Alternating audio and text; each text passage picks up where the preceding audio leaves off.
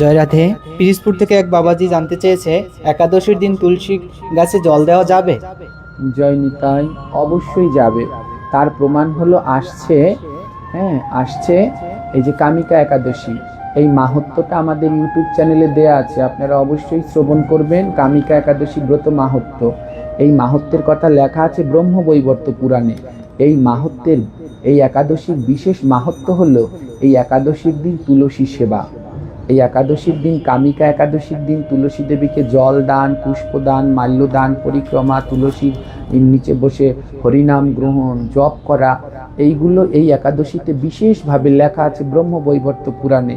যারা বলে একাদশীর দিন তুলসীতে জল দিতে নেই, তাদের অবশ্যই ব্রহ্মবৈবর্ত পুরাণে গিয়ে এই কামিকা একাদশীর মাহাত্ম্য পাঠ করতে হবে। 100 বার একাদশীতে তুলসীতে জল দান করা যাবে, কেবলমাত্র দ্বাদশীতে তুলসী চয়ন করা যাবে না।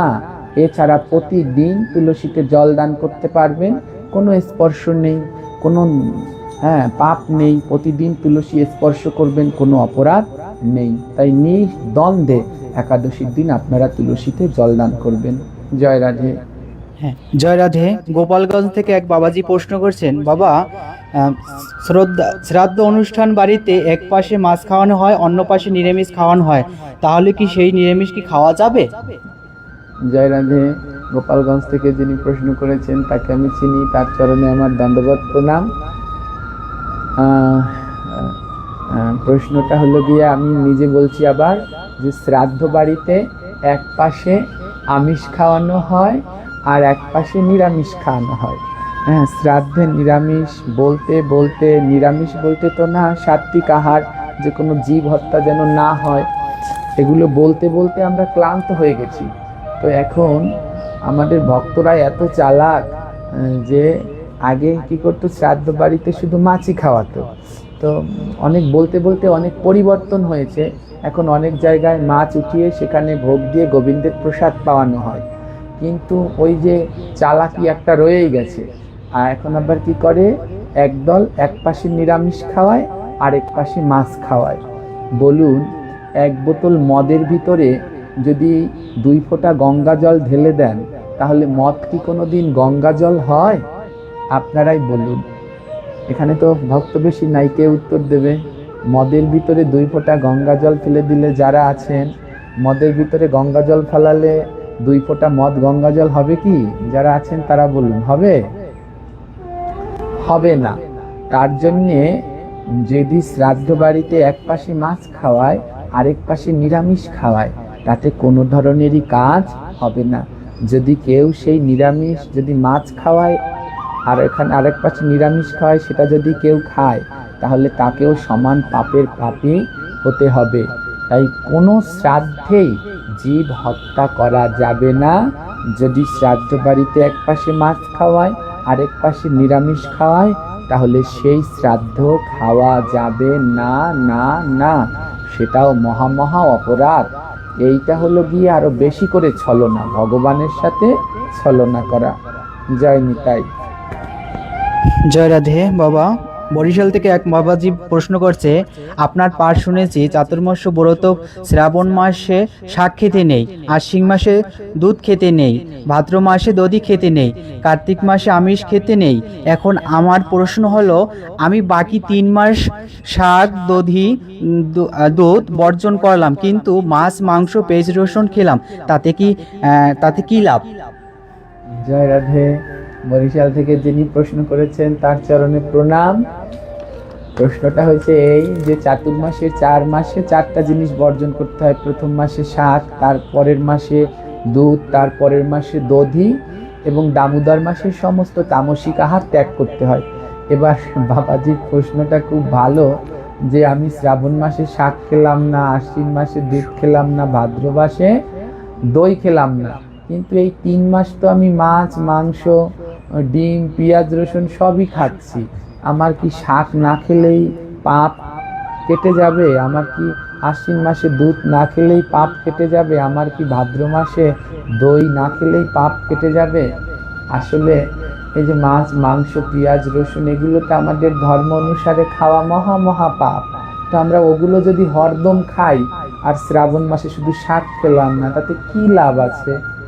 আমরা আশ্বিন মাসে সারা মাস জুড়ে বেশি বেশি করে মাছ মাংস সব খেলাম, শুধু দুধ খেলাম না, তাতে কি লাভ আছে? তাতে কোনোই লাভ নেই। তাই চেষ্টা করা উচিত তামসিক আহারগুলো বর্জন করে তারপরে চাতুর্মাস্য ব্রত পালন করা। তারপরেও নাই মামার থেকে কানা মামা অনেক ভালো, যে যতটুকু পারেন সে ততটুকু করেন, কিন্তু নিয়ম অনুসারে এই 4 মাসের মধ্যেই কোনো ধরনের তামসিক আহার, মাছ মাংস পেঁয়াজ রসুন খাওয়া উচিত না, যদি কেউ নিষ্ঠার সাথে চাতুর্মাস্য ব্রত পালন করতে চান। রাধে রাধে। জয় রাধে বাবা। ভারত থেকে এক মাতাজি প্রশ্ন করছেন,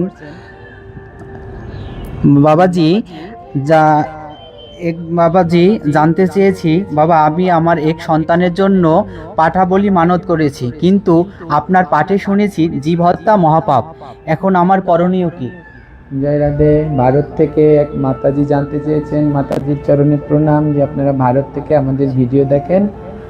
তিনি জানতে চেয়েছেন যে তিনি তার এক সন্তানের উদ্দেশ্যে পাঠা বলি মানত করেছেন, কিন্তু এখন তিনি পাঠ শুনে বুঝতে পেরেছেন যে পাঠা বলি দেয়া অপরাধ। এখন তিনি কি করবেন? এখন তার কর্তব্য হলো, যদি আপনি এইরকম মানত করে থাকেন যে আপনার সন্তানের কোনো অসুখ হয়েছে, আমি এই মাতাজির সাথে ফোনেও কথা বলেছিলাম, মাতাজির সন্তানের কোনো একটা অসুখ হয়েছিল, তখন মাতাজি মা কালীর কাছে মানত করেছিল যদি আমার সন্তানের প্রাণ ফিরে পায় তাহলে তার কাছে একটা প্রাণ দেবে। হ্যাঁ, তো প্রাণ দেয়া মানে কারো প্রাণ কেড়ে নেয়া না মা, প্রাণ দেয়া মানে একটা প্রাণকে উৎসর্গ করে দেয়া। তাই আপনি মা কালীর কাছে যে কোনো একটা পাঠা নিয়ে মায়ের কাছে ছেড়ে দেবেন, ওটাকে কাটবেন না, প্রাণ দিবেন বলেছেন, প্রাণ নিবেন বলেননি। তাই যে এটা মানত করেছেন তার কাছে প্রাণ দিবেন, তাই তার কাছে একটা প্রাণ নিয়ে তাকে মায়ের চরণে উৎসর্গ করে ছেড়ে দেবেন, কোনোভাবেই তাকে বলি দেয়া যাবে না। হ্যাঁ, বলি দেয়া মহা অপরাধ, বলি দিলে সেই বংশে বাতি দেওয়ার কেউ থাকে না। অথবা আপনি সেই ছাগলটা কিনতে যেই টাকা লাগতো সেই টাকা দিয়ে মায়ের মন্দিরের বাসন কোসন বা মায়ের মন্দিরের যে কোনো উন্নয়নমূলক কাজ করে দিন, তাতেও আপনার প্রতি মা সন্তুষ্ট হবে। কিন্তু কিছুতেই মায়ের দরজায় বলি দেবেন না, জীব হত্যা করবেন না, এতে মা সন্তুষ্ট হন না, বরং মা ক্রুদ্ধ হন। হ্যাঁ, মা তো মা, তিনি সবার মা। হ্যাঁ, তিনি একটা প্রাণীরও মা। দেখুন, যখন একটা ছাগলকে বলি দিতে যান, ও বাঁচার জন্য কত আর্তনাদ করে। অনেকে বলে যারা আপনারা নিরামিষ খান, আপনারা কুমোরের ডাঁটা খান না, আপনারা পেঁপে খান না, গীতার ভিতরে ভগবান 4টি জিনিস খাওয়ার অনুমতি দিল, পত্রম পুষ্পম ফলম তয়ম জমে ভোক্তা প্রযোজ্যতি। হ্যাঁ, পত্রম পুষ্পম ফলম তয়ম জমে ভোক্তা প্রযোজ্যতি, এই যে ভগবান 4টা জিনিস খাওয়ার অনুমতি দিল, পত্র পুষ্প ফল জল, তাই না? এই 4টা জিনিস আমরাও খেতে পারবো, ভগবানকেও দিতে পারবো। আমাদের শাস্ত্র বলে যেগুলো কাটলে পরে রক্ত বেরোয়, লাল রঙের রুধি বেরোয়, আর যারা কাটতে গেলে পরে বাঁচার জন্য আর্তনাদ করে, তাদের কোনো সময় কাটা উচিত নয়। তাই কোনো সময় কোনো জীব, সে পাঠা হোক, হাঁস হোক, কবুতর হোক, মহিষ হোক, কোনো ধরনের বলি দেয়া যাবে না। তাই যে মাতাজি বলি মানত করেছেন তার কাছে 2টো উপায়, ওই ছাগলটা কিনে নিয়ে মায়ের দরজায় ছেড়ে দিবেন। আপনি ছেড়ে দিয়ে পিছন ফিরে চলে আসবেন, আর ওদিকে তাকাবেন না ওটা কি করলো পুরোহিতরা না করলো তা দিয়ে আপনার দরকার নেই। আপনার কাজ মায়ের কাছে জীবন দান করবেন, দান করে চলে এসেছেন। হ্যাঁ, এটাই হলো আপনার কর্তব্য। আর নইলে ওই ছাগল কেনার টাকাটা দিয়ে মন্দিরের কিছু উন্নয়নমূলক কাজ করে দিন। জয় রাধে।